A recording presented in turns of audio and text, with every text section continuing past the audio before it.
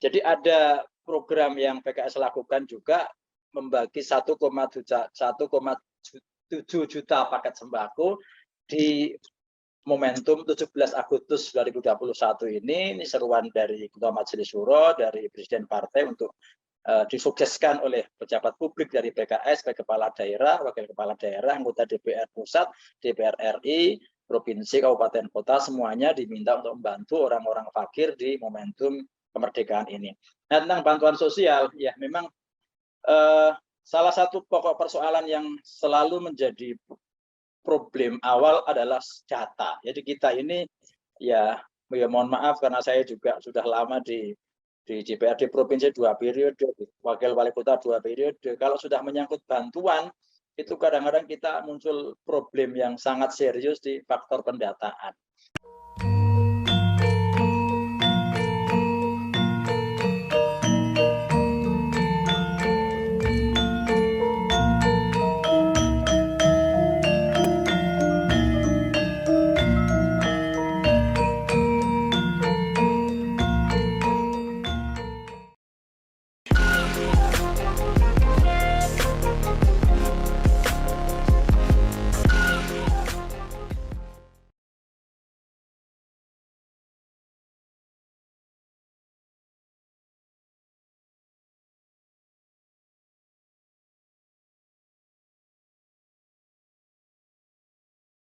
Assalamualaikum warahmatullahi wabarakatuh. Waalaikumsalam warahmatullahi wabarakatuh.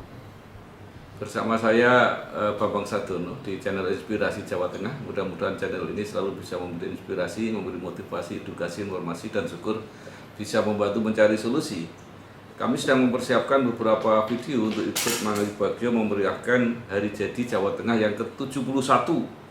Kami mewawancarai beberapa tokoh untuk memberi kesan, catatan, harapan terhadap provinsi maupun masyarakat Jawa Tengah di hari ulang tahunnya yang ke-71 ini. Saya sudah bersama dengan Ketua DPW PKS Jawa Tengah, Bapak Dr. Muhammad Haris. Apa kabar, Pak? Alhamdulillah, Bang, baik. Berkat ya. Semoga Bambang juga sehat selalu. Iya. Ini berdasarkan Perda nomor 7 tahun 2004. Ya, waktu itu mungkin Pak Haris juga di DPRD Provinsi Jawa Tengah. Tanggal 15 Agustus ditetapkan menjadi Hari Jadi Jawa Tengah. Ini bisa menjadi momentum yang baik untuk melakukan evaluasi atau perenungan bagi orang Jawa Tengah mengenai apa yang sudah dicapai dan apa-apa yang masih harus diselesaikan. Nah, karena itu kita akan meminta Pak Haris sebagai Ketua PKS mungkin mempunyai pengamatan mengenai hal-hal yang perlu dicatat dan perlu mungkin beri saran kepada pemerintah maupun masyarakat Jawa Tengah. Monggo Pak Haris. Ya, tentu atas nama pribadi maupun Ketua DPW PKS Jawa Tengah mengucapkan selamat Hari Jadi, hari ulang tahun Jawa Tengah yang ke-71.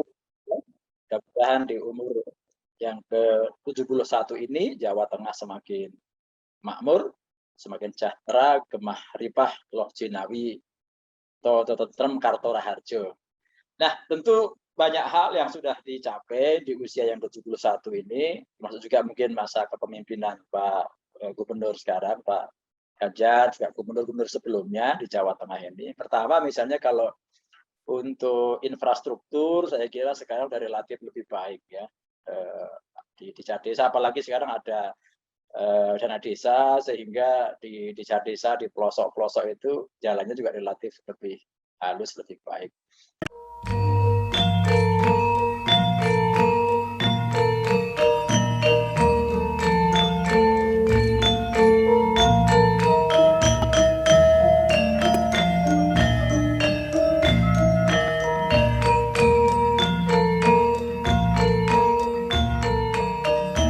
Yang kedua aspek komunikasi juga Pak Ganjar, Pak Gub dengan pemerintah kabupaten kota, karena saya juga tepatan wakil wali kota, relatif hubungannya juga komunikatif, dialogis, timbal balik, termasuk juga dalam berbagai persoalan yang sedang kita hadapi, Beliau selalu mengajak kita untuk berbicara mengatasi masalah itu. Tapi ada beberapa catatan, mungkin yang pertama dalam kaitan dengan peran pemerintah yang sangat penting, yaitu persoalan kemiskinan. Nah, kemiskinan saya kira masih menjadi PR bagi Provinsi Jawa Tengah karena masih di atas rata-rata nasional. Jadi kalau kita lihat di bulan Maret 2021 di data BPS masih ada 11,79% atau sekitar 4,11 juta. Jadi hampir 2% di atas rata-rata nasional. Tentu ini menjadi PR, menjadi pekerjaan penting. Dalam bidang kesehatan misalnya juga stunting, ya. Stunting ini isu internasional, isu global, isu kesehatan yang memang harus menjadi perhatian karena menyangkut kualitas generasi bangsa ke depan. Stunting kita masih di angka di tahun 2020, data yang saya punya itu masih 14,9%. Artinya kita masih punya beban kekhawatiran generasi yang belum berkualitas itu cukup besar di angka 14,9%. Jadi perlu menjadi perhatian serius bagi pembangunan kesehatan kita karena lagi-lagi menyangkut proses regenerasi kepemimpinan dan regenerasi masyarakat Jawa Tengah pada umumnya. Terkait kesehatan juga COVID ya, ini saya kira yang sekarang sedang menjadi pekerjaan rutin sehari-hari bagi semua pimpinan, baik pimpinan partai, pimpinan daerah, bahkan juga Pak RW, Pak RT, Pak Bambang sendiri sebagai tokoh masyarakat pasti selalu juga terkait dengan persoalan ini. Kalau kita lihat, saya lihat di Jawa Tengah sampai dengan hari Kamis kemarin 12 Agustus total penyintas itu ada sekitar 434.196. Jadi kalau kita punya angka nasional itu tinggi sekali gitu. Dan yang meninggal ini yang kita cukup sedih ya, yang meninggal di 27.661 dari 11.000 dari 113 ribuan di tingkat nasional. Artinya hampir 1/5 atau 1/6 korban atau meninggal karena COVID itu dari provinsi kita, dari provinsi Jawa Tengah. Dan di hari Kamis terakhir kemarin, hari Kamis 12 Agustus, itu ada 386 yang meninggal dari 1.466 secara nasional. Jadi juga seperempat bahkan ini. Nah, artinya kita perlu, saya kira karena kita tidak tahu sampai kapan COVID ini berakhir, perlu untuk bersiap diri betul, yang menyangkut infrastruktur kesehatannya, tenaga kesehatannya, dan lain sebagainya, sehingga mudah-mudahan ke depan bisa kita perbaiki lebih lanjut. Kemudian di aspek pendidikan, saya kira karena pemerintah provinsi itu kewenangannya di tingkat SLTA, SMA atau SMK, saya kira relatif juga cukup baik. Ini saya apresiasi karena dari sisi fasilitas, gedung, segala macam perbaikannya terasa ya. Karena kalau dulu kabupaten kota kita tidak cukup punya anggaran yang signifikan. Nah sekarang setelah provinsi secara fokus karena uangnya banyak itu provinsi, saya kira ya APBD-nya juga besar, relatif secara fasilitas, infrastruktur sekolah dan lain sebagainya relatif baik gitu. Begitu Pak Bambang, saya beberapa catatan saya bisa berikan.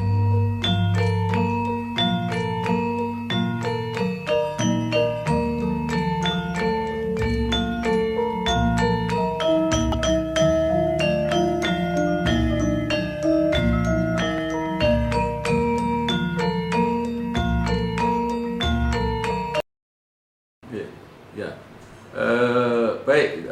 Saya akan kembali ke penanganan pandemi, Pak Adis.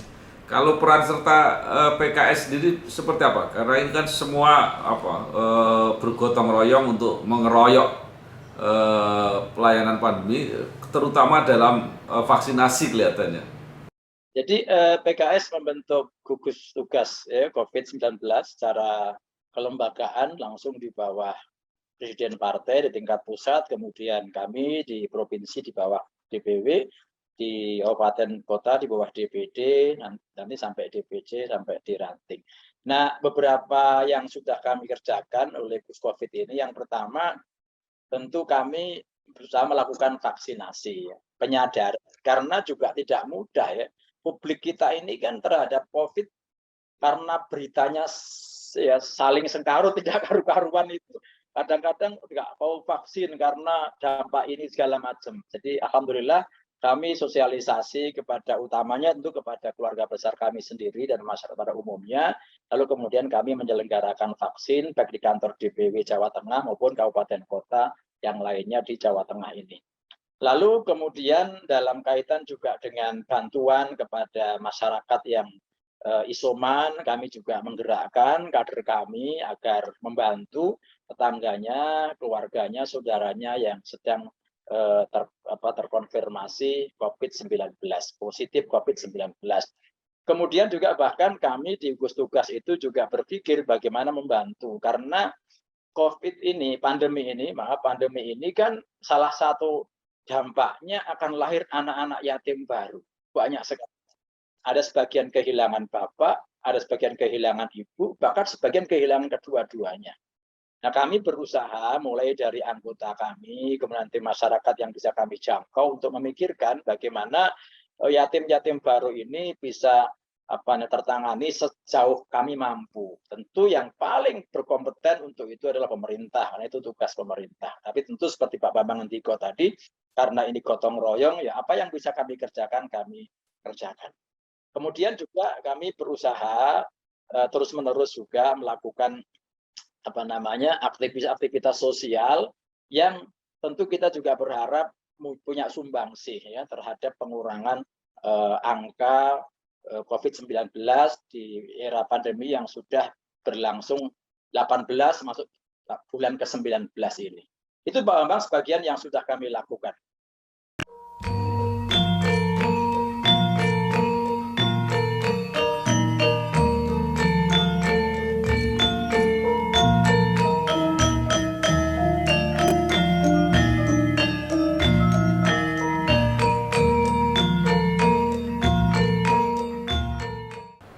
Ya, baik Pak.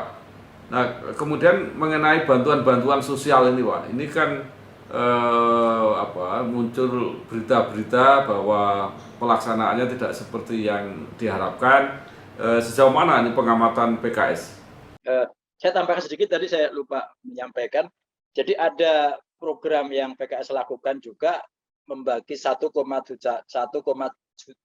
juta paket sembako di momentum 17 Agustus 2021 ini seruan dari Ketua Majelis Syuro, dari Presiden Partai untuk disukseskan oleh pejabat publik dari PKS, baik kepala daerah, wakil kepala daerah, anggota DPR Pusat, DPR RI, provinsi, kabupaten, kota, semuanya diminta untuk membantu orang-orang fakir di momentum kemerdekaan ini. Nah, tentang bantuan sosial, ya memang salah satu pokok persoalan yang selalu menjadi problem awal adalah data. Jadi kita ini ya mohon maaf karena saya juga sudah lama di DPRD provinsi 2 periode, wakil wali kota 2 periode. Kalau sudah menyangkut bantuan itu kadang-kadang kita muncul problem yang sangat serius di faktor pendataan. Nah, itulah yang menjadi pangkal tolak sehingga kita agak sulit untuk memberikan yang tepat, yang akurat kepada masyarakat yang membutuhkan. Saya punya keyakinan sebenarnya birokrat kita, ya teman-teman di dinas, teman-teman di dinas provinsi, kabupaten, kota, saya punya keyakinan tidak punya moral hasad, ya, niat moral buruk untuk melakukan penyimpangan apalagi bantuan COVID untuk mereka yang membutuhkan. Berpangkal dari data yang tidak akurat itulah kemudian muncul persoalan, mana yang harus dibantu, mana yang tidak. Lalu kemudian ketidakakuratan itu menyebabkan akhirnya bantuan tidak tepat sasaran. Muncul di berbagai media sosial, saya sering juga di Japri sebagai wakil wali kota, kalau sebagai ketua partai, orang yang punya mobil dapat bantuan, sering gitu ya. Orang yang tidak punya nggak dapat bantuan. Nah, itulah berawal dari proses pendataan kita yang ya memang masih belum sesuai dengan apa yang kita harapkan. Tapi saya sekali lagi berpikir positif bahwa insya Allah para birokrat kita, ASN kita tidak ada niatan untuk melakukan penyimpangan bantuan-bantuan sosial itu. Ya.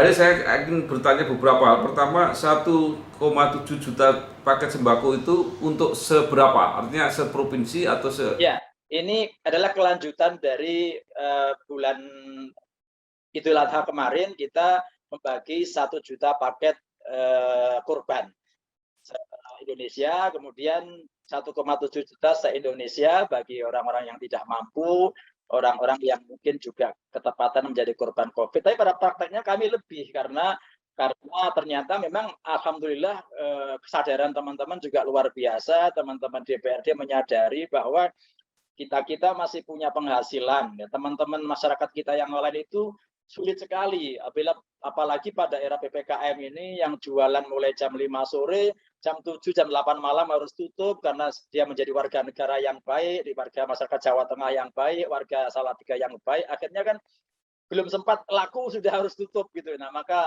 tentu kemudian kesadaran itu dibutuhkan untuk membantu termasuk kepada mereka semua itu.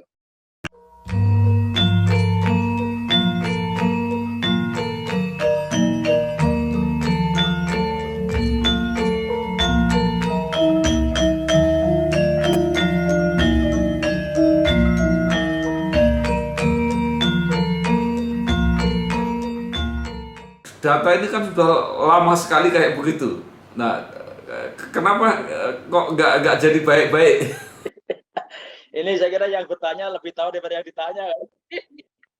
Bapak sebagai anggota DPRD pernah di pimpinan di provinsi, di pusat, memang saya tidak tahu ini dari mana kita harus mendapatkan data akurat ini, karena data ini juga ada banyak versi, ada versi ini, ada versi ini, ada versi ini, kemudian implementasinya nanti jadi problemnya, lalu data mana yang harus kita pakai, ya, yang kadang-kadang ngekomplain kita adalah yang di bawah, yang membagi bantuan itu, Pak RW itu yang pusing, Pak RW yang pusing. Makanya kadang muncul usulan, udah dibagi semuanya aja lah kepada seluruh masyarakat. Dan kalau gitu nggak tumonjo nanti, nggak ada rasanya kalau sembako dibagi rata gitu. Jadi saya sendiri, aduh, Masya Allah, dari mana pendataan ini harus dilakukan secara baik sehingga bantuan itu menjadi tepat sasaran sebagaimana yang kita inginkan.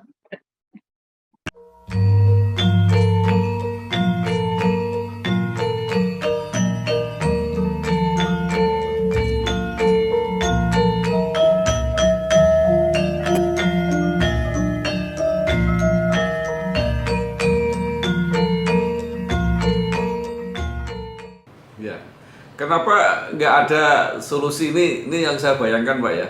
Jadi misalnya satu kelurahan atau diperkecil satu RW atau satu RT, kalau jatahnya sudah jelas misalnya berapa paket, itu semua warga kumpul di situ, kesepakatan mereka sendiri yang harus dapat siapa. Karena dengan cara begitu orang yang mungkin punya mobil tadi kan punya kesadaran, ya sudah saya nggak usah gitu. Gimana kalau apalagi gitu? Kalau model aspirasinya sektoral. Jadi misalnya bantuan untuk pegiat kuliner. Ya, pegiat kuliner yang tidak bisa jualan itu mungkin masih orang kaya kemarinnya, tapi nggak bisa dapat jualan karena COVID ini, akhirnya mendapat bantuan dari pimpinannya yang mengusulkan kepada pemerintah itu. Kemudian misalnya ini bantuan untuk pegiat pariwisata. Nah, memang betul nggak bisa bekerja pada momentum COVID ini, pandemi ini, tapi mungkin dia termasuk orang yang dibutuh karena mobil itu dia beli sekian tahun yang lalu gitu. Rumah itu dia bangun 10 tahun yang lalu. Tapi orang yang lain kan nggak mau tahu, itu kan mobilnya ada gitu. Kira problem-problem. Saya sering sekali Pak Bambang, Pak guru saya ini, saya sering dikelui juga oleh Pak RW itu, karena mereka yang langsung berhadapan dengan masyarakat, dengan realita yang betul-betul betul-betul ya, namanya orang dalam situasi sulit begini kan kadang-kadang sumbu pendek, semuanya gampang marah aja adanya gitu kan.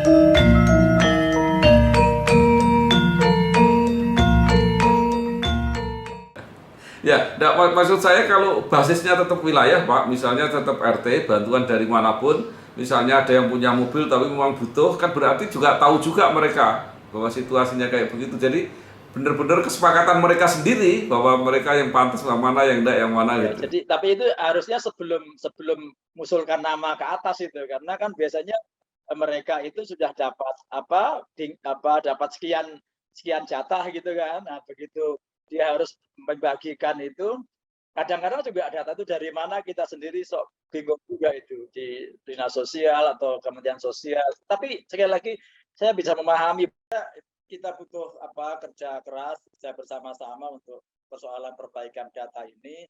Saya sangat memahami dan juga bisa menerima kalau usul Pak Bambang ini menjadi model barangkali udahlah dimusyawarahkan di tingkat RT RW aja, musyawarah baik-baik siapa yang membutuhkan dan lalu kemudian itu diusulkan ke atas. Kemudian basis RT RW ini memang basis yang paling tepat untuk menghitung secara lebih akurat berapa bantuan yang harus diberikan oleh pemerintah kepada masyarakat di bawah.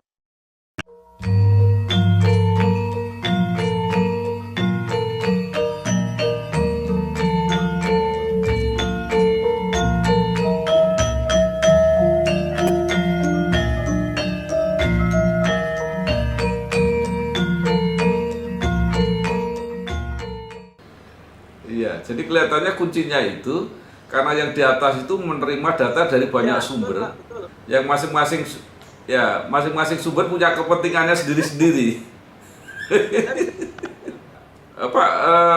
Bagaimana Pak Haris melihat, karena ini beberapa informasi termasuk dari BPS itu juga menunjukkan kalau ekonomi Jawa Tengah mulai membaik, ekspor mulai jalan, orang-orang yang tidak bekerja mulai bekerja lagi. Menurut Pak Haris gimana? Itu pengamatannya memang di lapangan seperti itu atau seperti apa? Kalau itu data kuartal pertama memang saya melihat iya Pak, di Januari, Februari, Maret, April, Mei mungkin iya. Tapi Juni, Juli ke sini ini memang berat sekali. Begitu ya kebijakan itu saya kira memang plus minus ya. Begitu PPKM ini beruntun dari Juni, Juli, Agustus ini, menurut saya dampaknya sangat luar biasa. Jadi secara makro nasional saya juga bisa memahami bahwa pertumbuhan dari minus 5,6 ke 2, pertumbuh 7 itu saya bisa menerima. Tetapi itu di kuartal pertama. Tapi di Juni, Juli, Agustus ini karena terus-menerus PPKM dan itu juga sebuah pilihan yang dilematis, menurut saya agak sulit. Saya yang di bawah ini merasa betul di bulan Juli, Agustus ini kondisinya agak berat. Nah, sehingga menurut kami kalau memang PPKM ini akan segera berakhir di tanggal 16 Agustus, mudah-mudahan ekonomi bisa perlahan merangkak dan dengan prokes yang ketat, mudah-mudahan pandemi ini juga tidak meledak lagi sebagaimana bulan-bulan yang kemarin itu. Nah, saya kira yang akan tumbuh pertama tentu yang tidak terganggu itu adalah sektor ekonomi kebutuhan pokok. Itu pasti nggak akan terganggu. Yang paling terganggu adalah sektor pariwisata dari hulu sampai hilir. Mulai dari mungkin travelnya, perusahaan travel, perusahaan kemudian kulinernya, destinasi wisatanya, dan lain sebagainya itu. Nah, mudah-mudahan kalau memang tanggal 16 ini PPKM yang terakhir, ekonomi di Jawa Tengah ini bisa perlahan merangkak dan bisa tumbuh ya, sebagaimana slogan hari ulang tahun kemerdekaan gini, Indonesia tangguh, Indonesia tumbuh.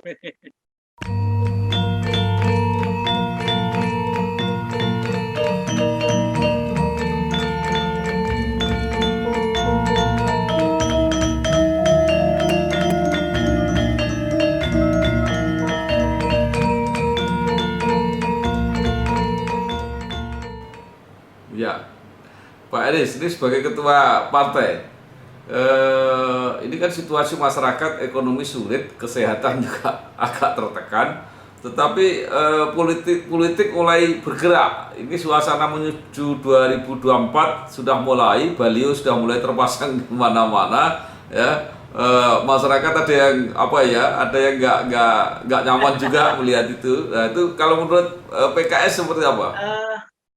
Saya kira memang kalau boleh berharap kepada kita semua para pimpinan partai, mungkin lebih pas kegiatan-kegiatan kita sekarang ini yang menyentuh masyarakat, karena masyarakat sudah sangat membutuhkan uluran tangan kita.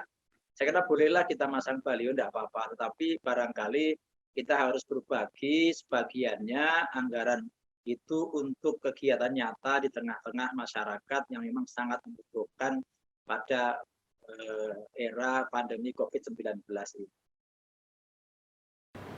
Ya. Nah, kemudian yang ini Pak, yang menyangkut DPRD, ini adalah penetapan hari jadi 15 Agustus 1950 sebagai hari jadi Provinsi Jawa Tengah. Ini produk DPRD, tetapi para senior itu merasa kecewa karena ada gubernur-gubernur yang tidak dihormati. Kan sudah ada gubernurnya itu sebelum tahun 50 itu. Nah, ini mereka mengeluh terus. Nah, Pak Haris kan punya wakil-wakil juga di DPRD provinsi. Ini apa kira-kira sikapnya PKS? Ya, saya kira itu bisa dipahami ya, bisa diterima karena kita ingin gubernur kita sejak yang pertama sampai terakhir terakomodir. Nah, sehingga kalau memang ada revisi perda, mungkin ada riset oleh mungkin Balitbang atau apa atau kita bisa berikan ke lembaga profesional untuk betul-betul melihat secara akademis kapan sesungguhnya hari jadi yang bisa mengakomodir kemudian gubernur-gubernur sebelumnya. Saya sangat bisa memahami sehingga tidak ada yang tercecer gitu ya. Semua orang yang punya sumbangsih untuk membangun Jawa Tengah dari yang pertama sampai yang terakhir terakomodir, nama-nama beliau bahkan kalau ada fotonya kita tampilkan sehingga kita bisa mengenang Jawa Tengah secara utuh dari yang pertama sampai yang terakhir. Tidak ada yang terabaikan karena tidak masuk pada periode 50 sampai dengan 2021 ini. Tapi tentu memang kalau revisi perda dilakukan harus diberikan atau itu kan pusat Pak ya, maaf ya, itu pusat ya, penetapan provinsi itu pusat, sehingga saya kira ini aspirasi provinsi harus disampaikan pada pemerintah pusat sehingga ada kajian secara akademis lagi mungkin kapan sebenarnya lahirnya Provinsi Jawa Tengah.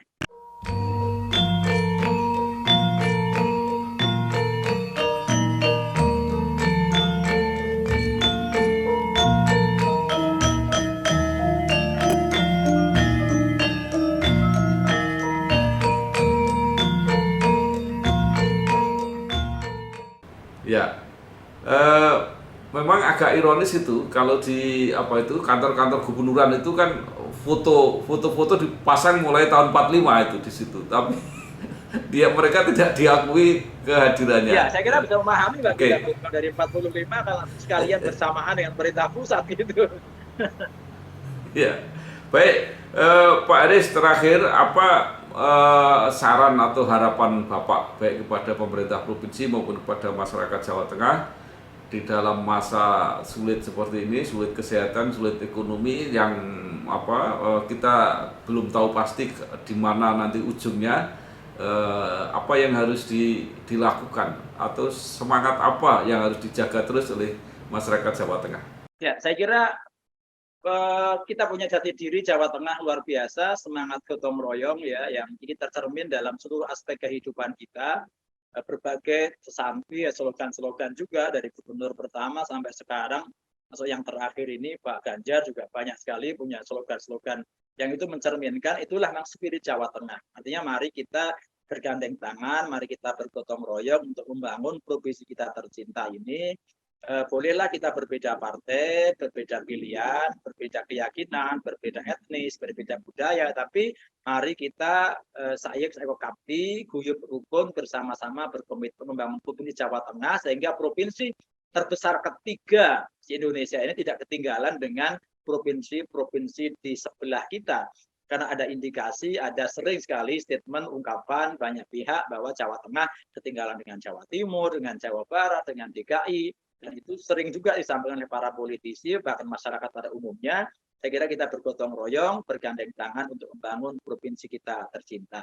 Dan sekali lagi kita bersyukur, alhamdulillah kita memperingati hari jadi Jawa Tengah yang ke-71.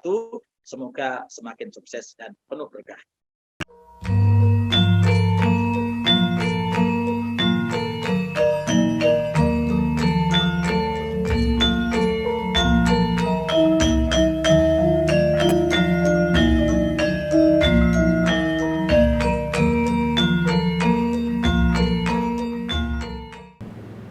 Baik, terima kasih sekali Bapak Dr. Muhammad Haris, Ketua DPW Partai Keadilan Sejahtera Jawa Tengah.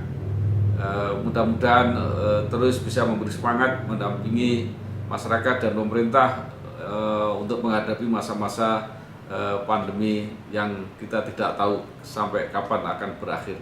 Sekali lagi terima kasih Sama-sama Pak Aris, matur nuwun. saya diberi kesempatan untuk matur. Matur Nggih. nuwun sekali. Assalamualaikum. Lanjutkan perjalanan. Waalaikumsalam warahmatullahi wabarakatuh. Ya, matur nuwun, matur nuwun.